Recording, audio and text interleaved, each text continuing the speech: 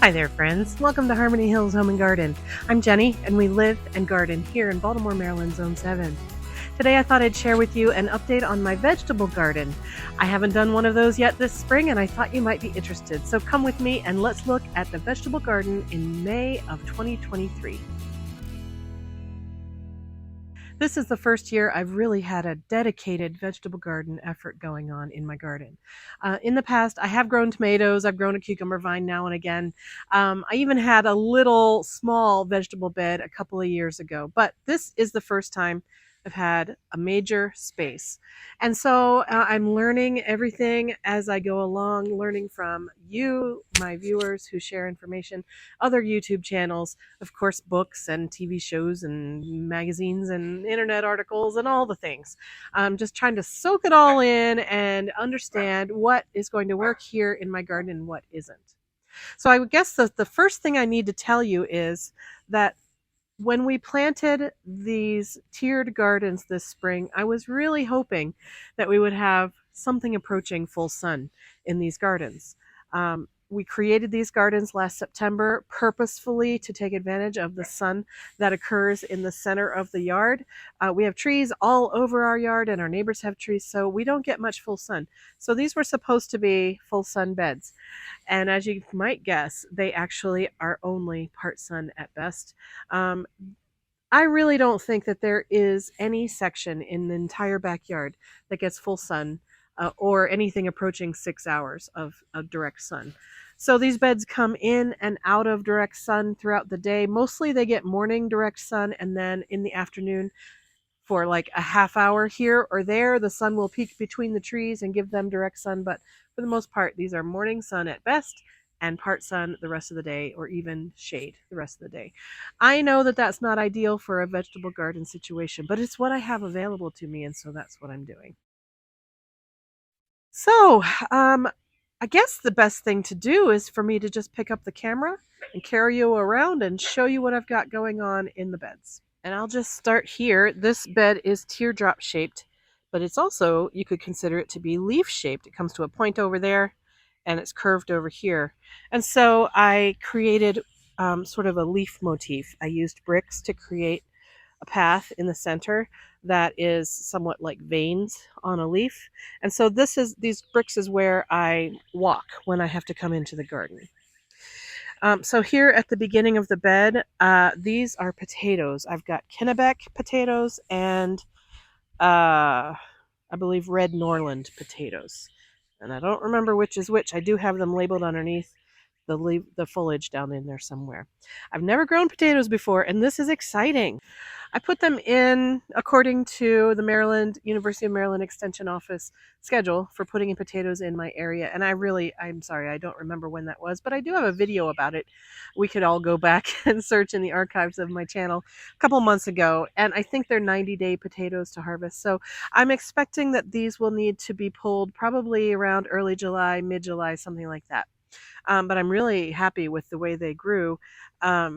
Yeah, I don't know what to expect from the harvest because I've never done it before, and I've never really, I don't know if this is a good place for them or not in this raised bed area, but I'm told by a lot of online gardeners that potatoes can do well pretty much anywhere you put them as long as they get enough sun. So I'm hoping that they do get enough sun here and that we'll have a good potato harvest. I'm pretty happy with the way they look visually with the wall and the nice greenery here. So yeah, this is a success so far, I would say. I do have a couple of them that have bent over.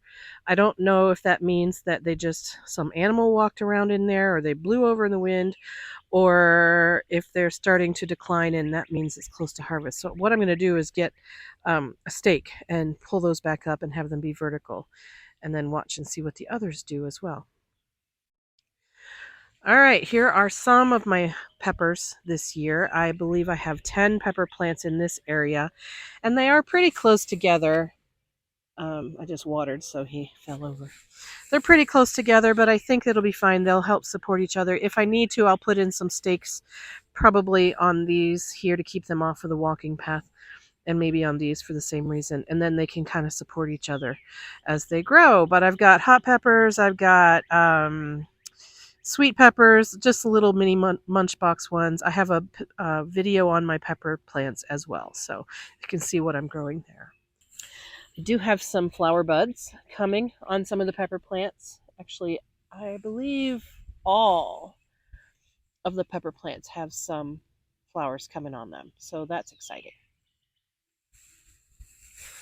This next section over, I have 5 cabbage plants. These are pixie cabbage. They're a miniature cabbage. They'll make a cabbage head that's about the size of a softball. I'm hoping to have successful cabbage harvest.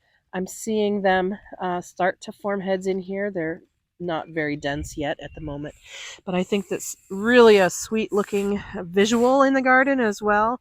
I'm really hoping to get 5 beautiful cabbage heads for harvesting later on.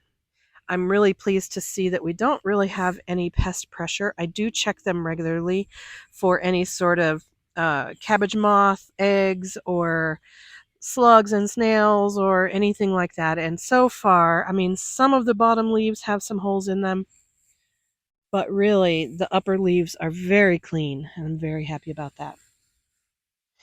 All right, and then I have 2 other rows of things in here. This is spinach that I started direct sowed in this bed. I don't remember when. It's coming along. It was starting to put out flowers, so I pinched those out the other day. I don't want it to bolt quite yet, so hopefully that'll prevent it from bolting, but we'll see. I could probably just harvest these leaves and call it good. I am getting some things eating the bottom leaves again, but the upper leaves are, for the most part, there's one hole there, but for the most part, the upper leaves are good.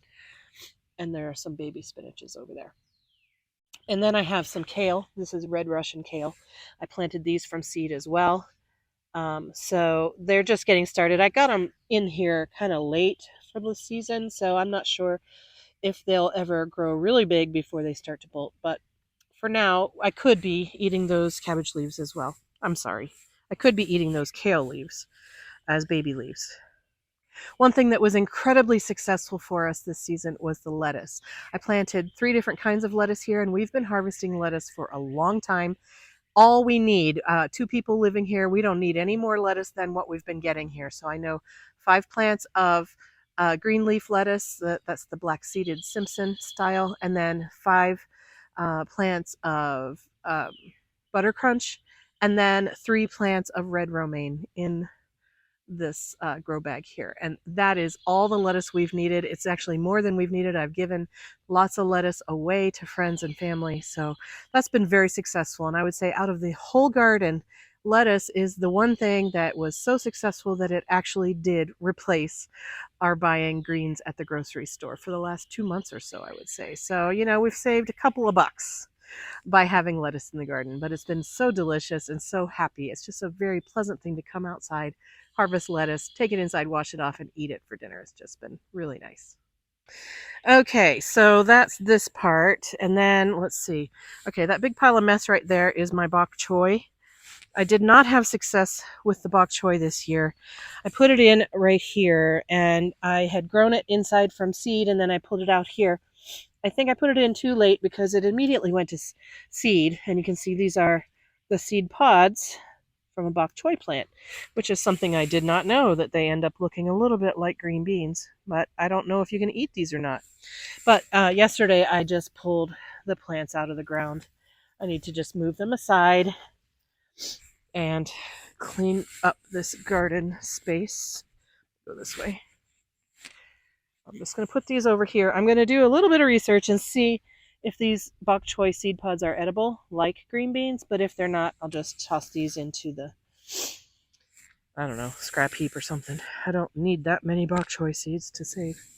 All right, so that opens up some more space in here. The bok choy was here. I do have this. This is a Japanese green called Komatsuna. That was a free seed from Baker Creek when I made a Baker Creek order recently. And so this is a green like collards, like mustard greens, like kale. And we have been eating it. You can see where we've harvested a few of the stalks. The way we eat this komatsuna is basically we treat it like a collard green or a kale, and we chop it up, we'll wash it of course, chop it up, and saute it in oil. We've mixed it with just salt and pepper and oil. That was good. We've had it mixed in with onions and garlic and oil and salt and pepper. That was really good. And then my husband made a hash with red potatoes and onions and salt and pepper and garlic and the greens, and that was really good as well. So far we've just eaten it cooked. We haven't really eaten it raw, although we did taste it raw. It tastes fine. If you like kale in your salad, you might like komatsuna in your salad. But if you like collard greens or mustard greens or other greens that you saute and eat that way, these are really good for that as well.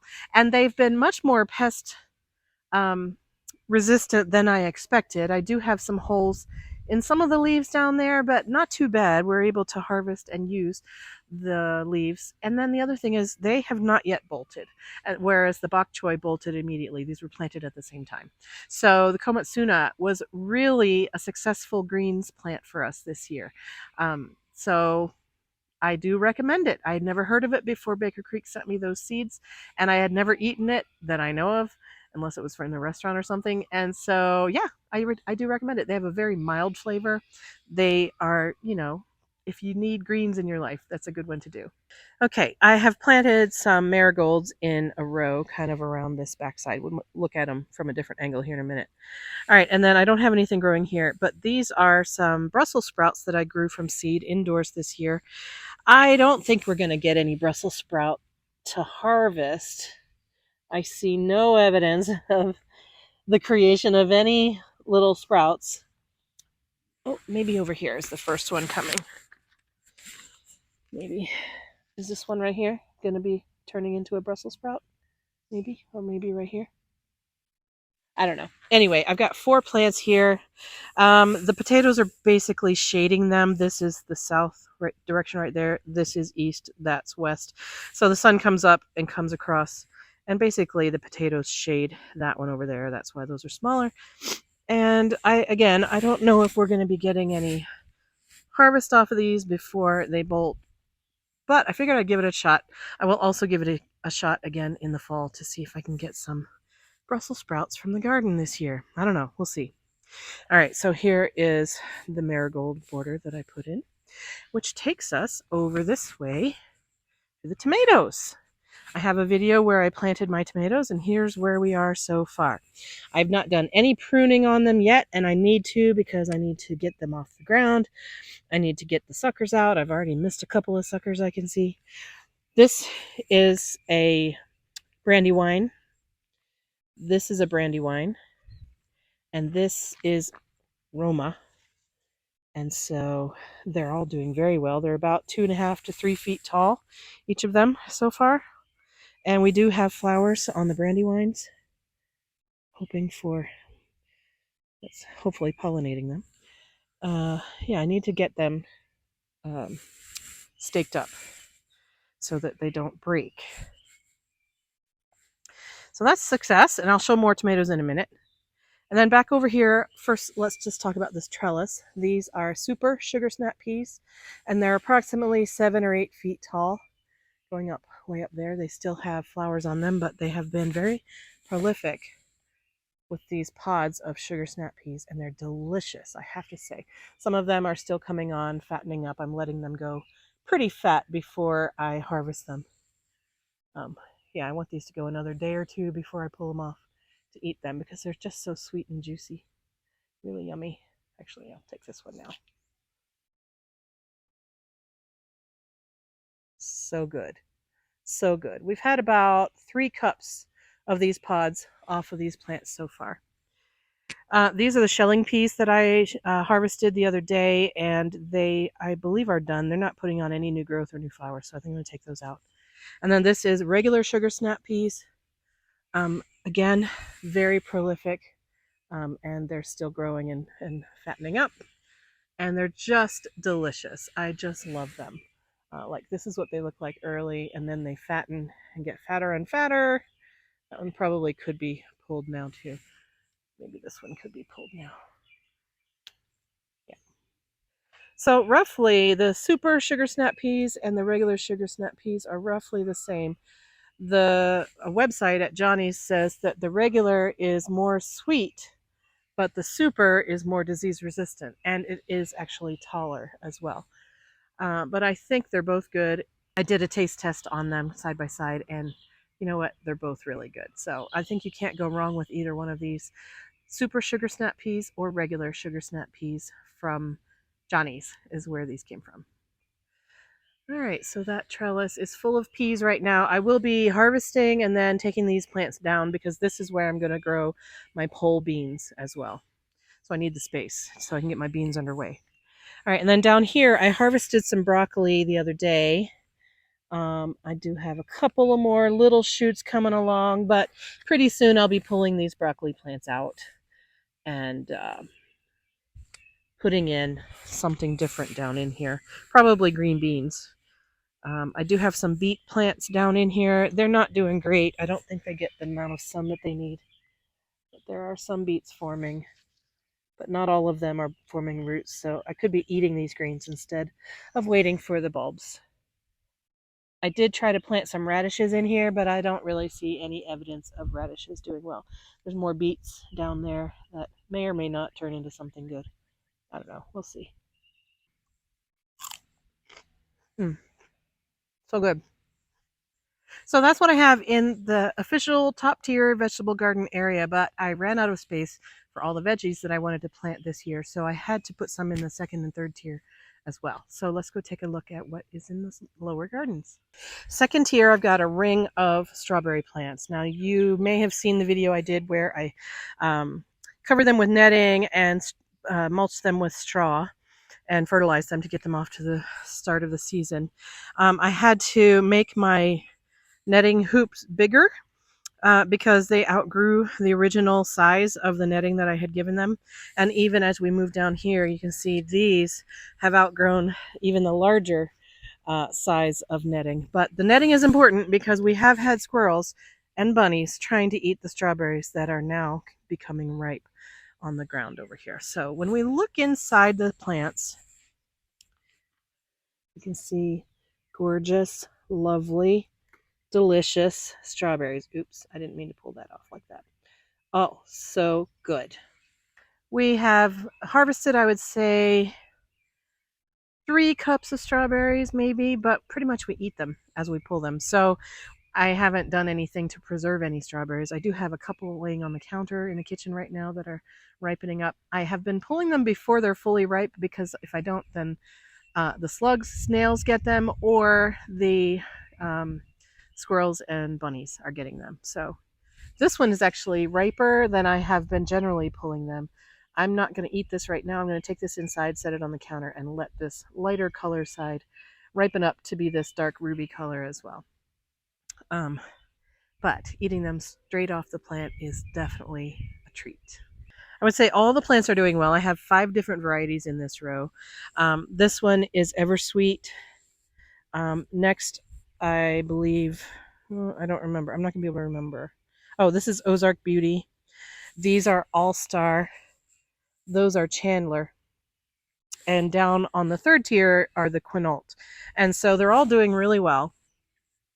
Some of them have vigorous plants, some of them have more berries, some of them are June bearing, some of them are ever bearing. So it's really quite the variety of strawberries here. And the idea was to see which ones do the best in our climate and in our conditions. And really, they're all doing well.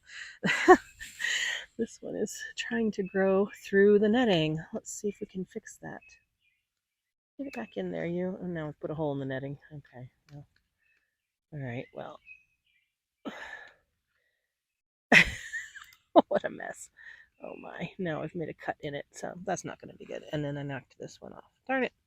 All right. Well, this guy, maybe he'll be all right. Anyway, so some of them are, the June bearing ones are like Chandler is a June bearing one, and that's this one right here. And so, put my hand under the netting. So we're seeing a lot of strawberries being produced all at the same time down in there.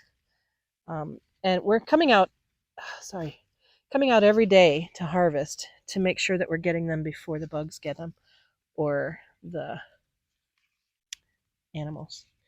So, but like this one, it probably either got eaten by a bug or something. I don't know what's wrong with that. I probably won't save this one. I'll just do this with it. There we go. So anyway, strawberries are doing well. Okay, here is where I had some leeks. I was given some leek plants from a friend, and I planted them all here. I think I had like 15, and a lot of them rotted. It's the only thing I can figure. They did like this, where, the foliage kind of just slides off, and the core of the plant is still there, but they're not doing well. But these are doing a little bit better. So I'm hoping to get some leeks, at least one, from this, just as a learning experience. Oh, you know what? I forgot to mention my onions up the other way. I'll have to go back and talk about those. All right, so leeks here. Maybe I'll get 2 or 3 harvested out of the 15 that I planted. I think my soil is too full of clay and they stay too wet. That's my theory. We had a week of rain in the middle of end of April, and I think a lot of them rotted. Okay, and then I have put 2 more trellises down the hill. You remember I had the one for the peas up there. Well, I've put some more here and some more on the 3rd level as well. Back up here at the top at the pea trellis. And as we walk down this way, I like the wall that this trellis system is giving us for this pathway. So, but on the trellises, I'm growing my tomatoes. So you saw me plant my tomatoes in a different video. This is one of them here, one of them here, and one of them here. So these 2, I believe, are sun gold. No, these are carbon. This is a sun gold. I don't know. One of them's carbon, one of them's sun gold. And then down this way is either a sun gold or a carbon right there. And then 2 blush. And so I will be very soon coming through and pruning the bottoms to clear them up and give them some air movement, and then tying them onto the trellising system. And that is how I'm doing my tomatoes this year. Again, you can see right now they're getting full sun, direct sun, I should say. And that lasts for about an hour, maybe 2 hours. And then they're in dappled shade the rest of the day. So I really don't know what kind of production we'll get off of them, but we're going to see. And the last food crop that I had planted in here that I didn't mention yet is onions, garlics, and 2 kinds of onions and some garlic.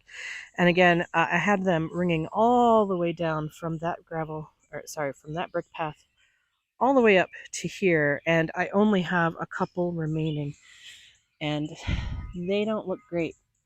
I think they rotted. So yeah. So onions were not a success for me this time. I will try them again, but I'll probably try them on the front edge of the border instead of the back edge. That will be much freer draining than this was here, and maybe that will help. I don't know. If you know about onions and why they might have rotted away there, let me know. I just think that they stayed too wet in a particular time of the spring season. We've been very dry here recently, so I've been hand watering. But I'm not overly watering them by hand. I think it was that week of rain that we got. I believe it was in late April or early May. All right, so I'm coming out here into the front garden to show you where I put the rest of my peppers. Doesn't everybody use peppers as a foundation planting up against your house? I had extra peppers, and this is where I put them. So some of these are banana peppers. Some of them are ancho and jalapeno, I believe. Yes. So these 3 are jalapeno. This one is an ancho, and then these 4 are banana peppers. And they're doing really well. They're taller than the ones in the back, so I think they get more sun. They were planted on the same day. Could be different variety differences too, but generally I think that they get more sun because this is a west-facing wall, and so they get afternoon sun pretty strong, and they're doing well. So, I really should be planting evergreens along here to make my front foundation look nice and established and normal. But who likes normal? Nobody likes normal, right? And I needed a place to put more peppers, and I had a place to put them here, so I put them here. So I will actually be filling up the back side of this bed with, I believe, this is where I'm going to put my cucumbers. Now, I might have to put up some netting fence across here, across the front, to keep the deer off, but I'm hoping that the deer will leave my cucumbers alone if I put peppers in front of them. Or maybe they'll just plow through my peppers to get to the cucumbers. That's probably what they would do. So I probably will have to put up some sort of fencing to protect them. But yeah, I think this is going to be a great place to do cucumbers. I might also put some low, short branching sunflowers right up against the house over there. I think that would be pretty as well. And it would look really crazy, but pretty. And you know what? It's my garden. So I still have space in here. I do have a plan that I created earlier in the spring to talk that lays out where I'm going to be putting what. I plan to put in bush green beans in this area, and I think I'm going to do more green beans here. But then over here, I might do some bush cucumbers.